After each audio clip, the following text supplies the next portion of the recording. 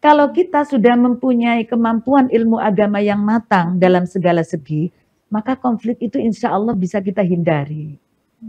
Karena kalau istrinya ini mempunyai ilmu agama yang matang, dia akan dengan mudah diberikan pengarahan oleh suaminya.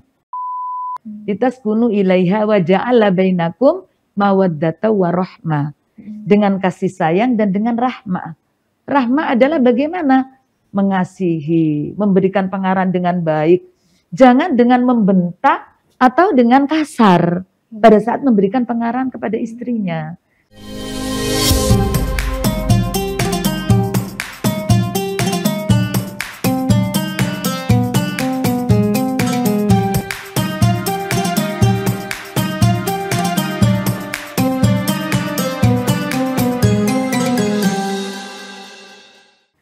Assalamualaikum warahmatullahi wabarakatuh. Tribuners, podcast Ramadan dan Wanita kembali menyapa Anda.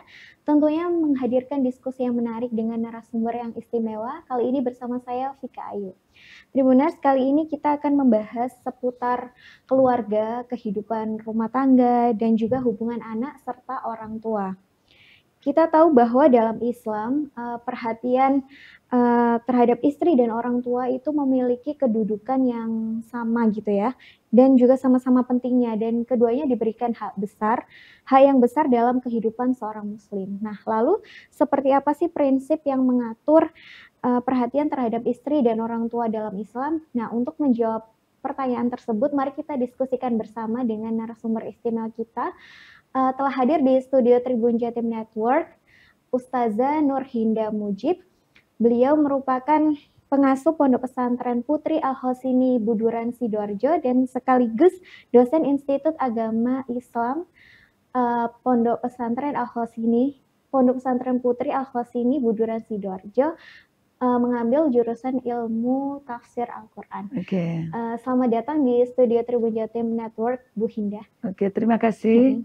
Alhamdulillah pada kali ini ada kesempatan lagi untuk saya kita berdiskusi bersama tentang bagaimana bersosialisasi antara seorang suami dengan istri dan juga dengan orang tuanya. Karena ini memang merupakan topik yang sangat-sangat menarik untuk dibahas ya. Sehingga pada kali ini mudah-mudahan kita bisa mengambil manfaat dari diskusi kita pada kali ini. Amin, amin. Nah, ini Bu, mungkin untuk sebagai pengetahuan para tribuners, seperti apa sih Bu kewajiban seorang anak kepada orang tua, begitupun kewajiban seorang suami terhadap istri dan istri kepada suami. Awal kita membuka kali ini adalah kita membicarakan hal ini adalah dalam kacamata Islam. Otomatis karena yang menjadi rule kita adalah atau menjadi garis kita adalah Al-Quran dan hadis, maka dari itu kita berbicara atas nama dengan perspektif Al-Quran dan hadis. Nah, mungkin kita tidak terlalu asing ya kalau kita di dalam keseharian, bahkan pada saat akad nikah, nah itu biasanya disebutkan dalam khutbah nikah ya. Itu adalah ayat-ayat di mana merupakan patokan bagi muslim atau muslimah di saat menjalani rumah tangga. Nah, kalau misalnya kita lihat di dalam surat Ar-Rum dikatakan, difirmankan oleh Allah Subhanahu wa taala, wa min ayatihi an khalaqalakum min anfusikum azwaja litaskunu ilaiha wa ja'ala bainakum mawaddata wa rahmah. Nah, kenapa kita dalam rumah tangga dengan istri, suami dengan istri, ini membicarakan tentang istri ya. Seorang suami kalau sudah masuk dalam, seorang laki-laki masuk sebagai suami, maka di situ adalah berkewajiban menjadikan istri tentram. Nah, litaskunu ilaiha wa ja'ala bainakum mawaddah. Dan di antara duanya harus tercipta saling kasih sayang. Nah, lah kalau nanti yang dibicarakan kita ada konflik antara seorang anak dengan ibunya atau dengan istrinya, maka ini tidak bisa menjadi sakinah. Litaskunu ilaiha, tidak bisa memberikan rasa tentram. Rasa dalam bahasa Jawanya anteng, tentrem, kan begitu. Nah ini diantaranya. Di sisi lain, kalau misalnya itu sebagai orang tua, kita juga ada ayat yang lain yang menyebutkan wala taqul lahuma uff. Mengatakan uff saja itu merupakan dosa besar. Bagaimana kalau kita sampai menyakiti terhadap hati orang tua kita? Maka dua-duanya ini harus imbang. Bagaimana menyikapi kepada istri, bagaimana menyikapi kepada orang tua. Dua-duanya harus kita sadari. Dua-duanya adalah kewajiban kita. Baik itu sebagai suami atau sebagai istri. Oleh sebab itu kita wanita. Kita menyadari. Kita juga punya orang tua. Nah itu tolak ukurnya.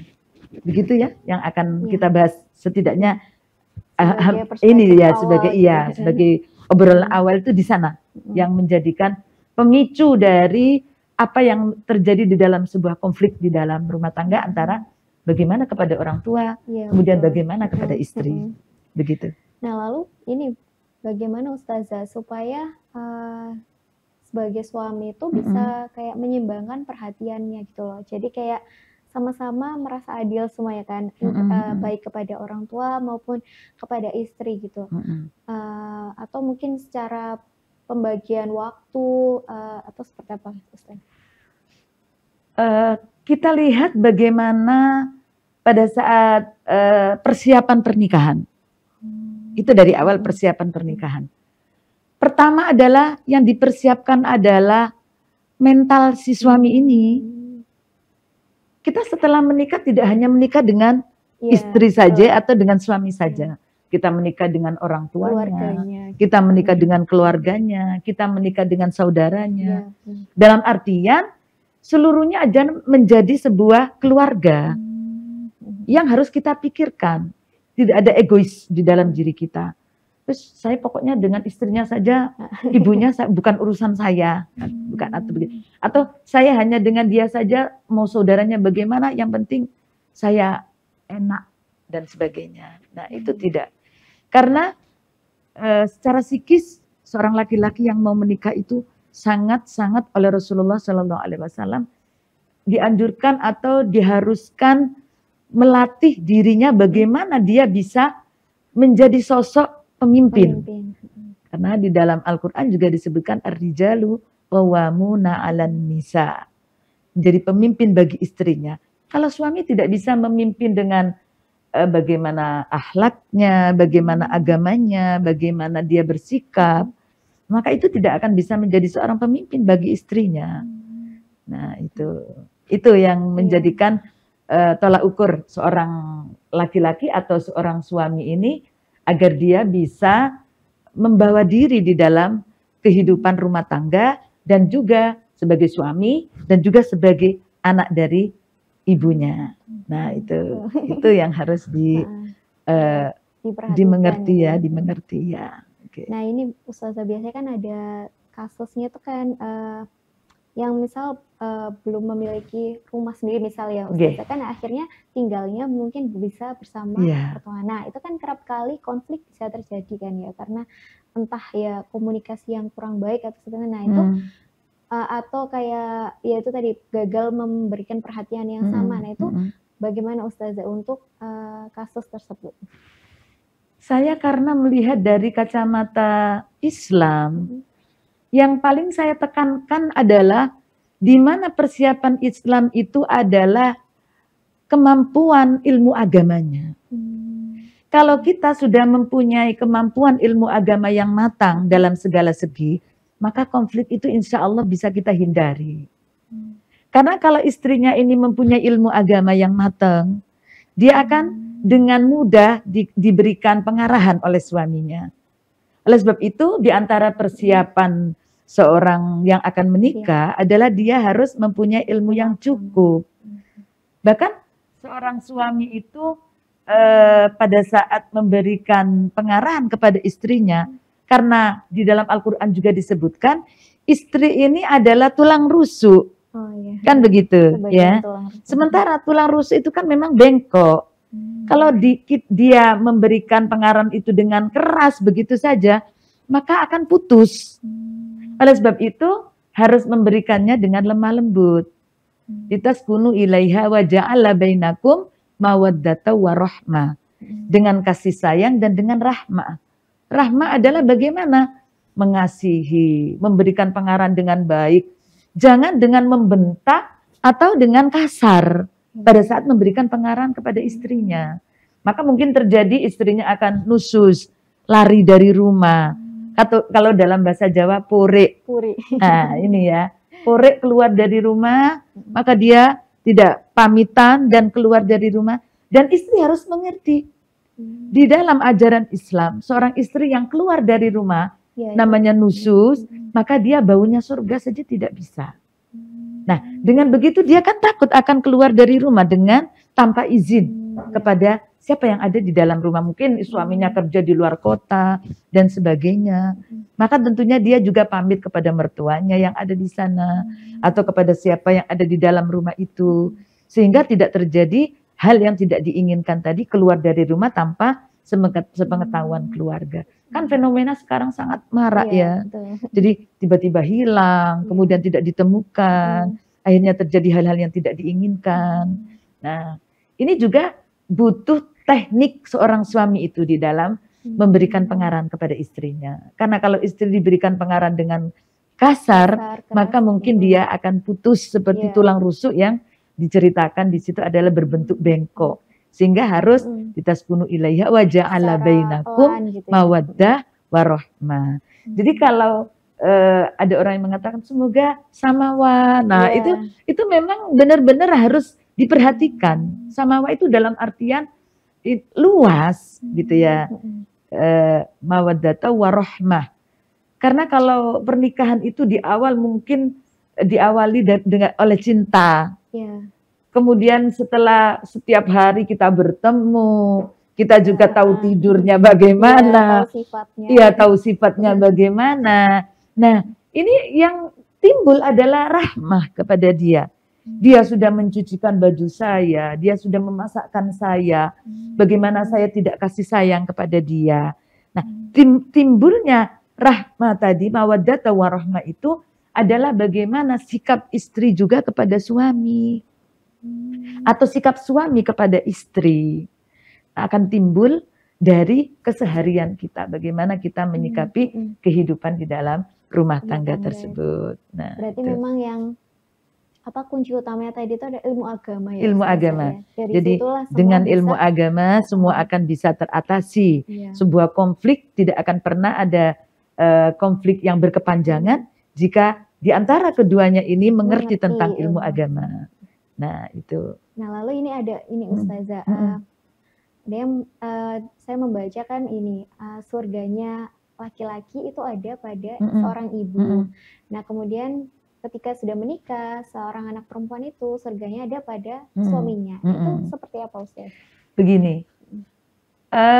Di dalam sebuah hadis disebutkan pintu surga itu dibuka kepada istri. Lewat pintu manapun dipersilakan oleh Allah Subhanahu wa taala. Asalkan yang pertama, istri ini menjalankan sholatnya secara istiqomah. Kemudian menjalankan puasa Ramadan. Dia jalankan dengan istiqomah juga. Kemudian menjaga farjinya. Kemudian berikutnya adalah menjaga harga diri suaminya. Nah, maka oleh Allah dipersilakan udkhulil jannah. Dari pintu yang mana? Masuklah di pintu surga ini, dimanapun pintu yang kamu inginkan. Min ayyi abwabil jannah syi'ti, kata Allah di dalam hadis Rasulullah Muhammad SAW. Maka di situ jelas istri ini surganya lewat pintu manapun, lewat di mana yang dia ingini. Dan itu diantaranya adalah walaupun dia sholat penuh, walaupun dia puasa penuh, tapi kalau kepada suami dia tidak taat, maka dia tidak bisa memilih pintu mana yang dia inginkan. Nah, oleh sebab itu dari sini ada kesimpulan bahwasanya surga seorang istri adalah terletak pada suaminya. Nah, itu kesimpulan dari hadis tersebut. Tapi kalau memang dia hanya taat, kemudian suaminya mengajarkan tidak taat kepada Allah, meninggalkan sholat, ya tidak bisa masuk surga. Karena di awal hadis tadi sudah disebutkan.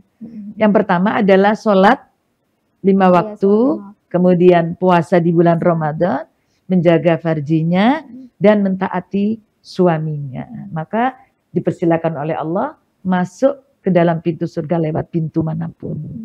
Nah, kalau suaminya mengajarkan, aku cinta kamu kalau kamu buka aurat, nah beda lagi. Itu dia tidak harus taat kepada suaminya. Karena tidak mengajarkan tentang kebaikan. Bukan taat pada hal kejelekan, tetapi taat terhadap kebaikan. Kembali lagi pada topik awal. Bagaimana konflik seorang suami bisa setara antara dia dengan istrinya, ada di tengah-tengah antara ia dengan istrinya dan antara dia dengan ibunya. Karena dua-duanya tadi sudah saya sebutkan di dalam awal tadi di dalam Al-Qur'an. Ya.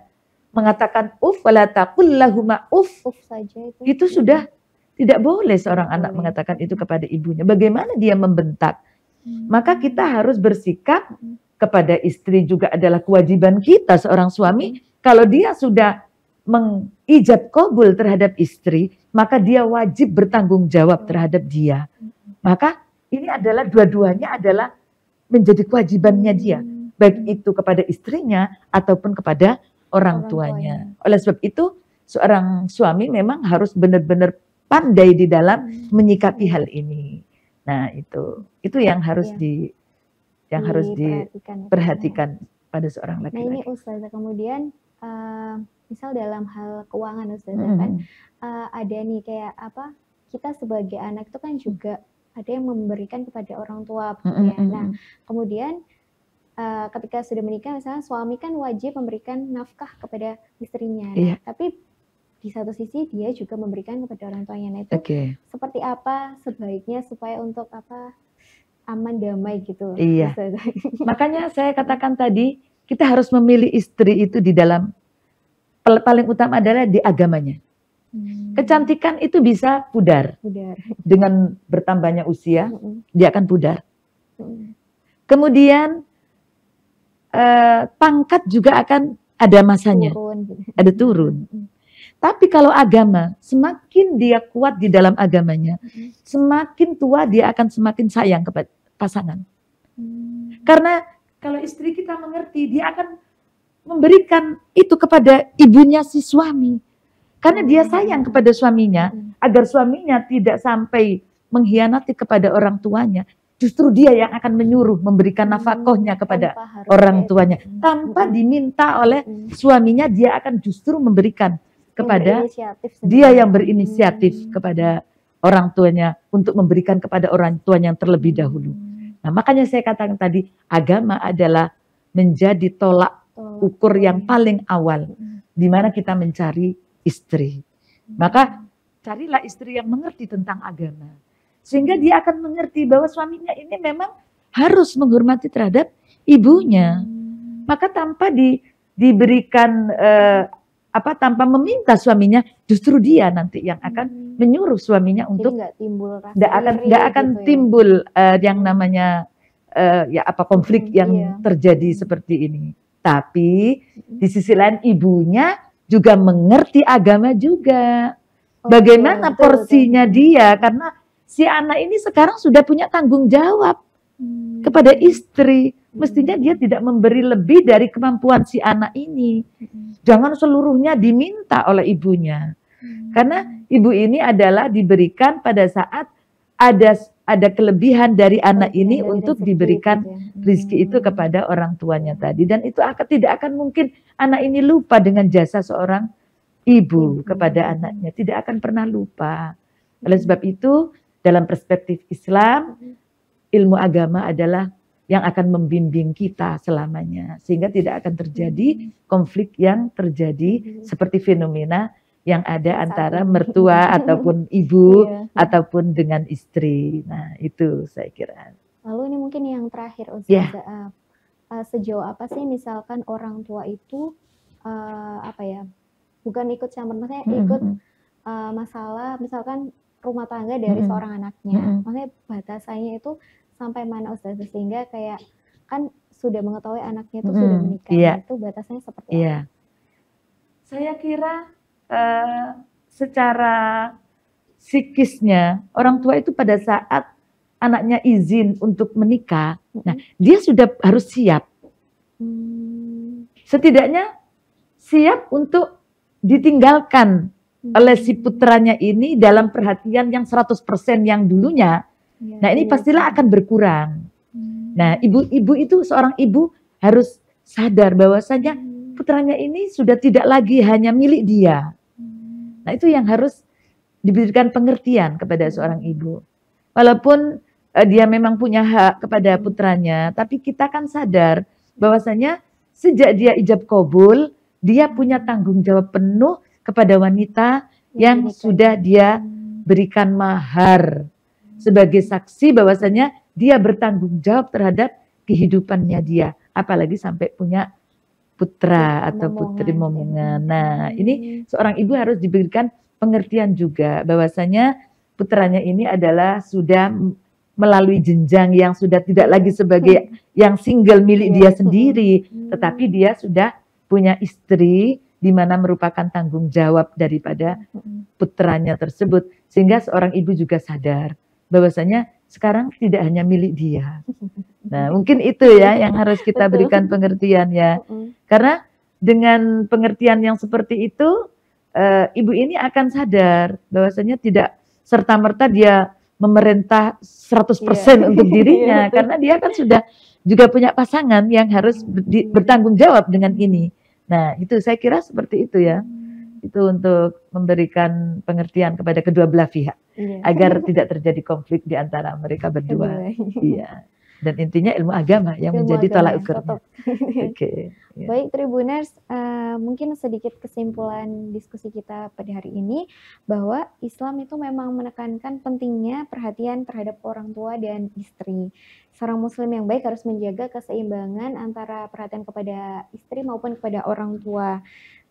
Dan seperti yang Ustazah Nurhinda katakan tadi, bahwa ilmu agama menjadi pegangan yang penting dan kunci utama agar terhindar dari konflik-konflik yang ada. Terima kasih Ustazah Nurhinda sudah hadir di studio Tribun Jatim Network. Semoga teman-teman Tribuners dapat mengambil hal-hal positif dari diskusi kita hari ini ya. Terima kasih dan sampai jumpa pada podcast-podcast berikutnya. Assalamualaikum warahmatullahi wabarakatuh.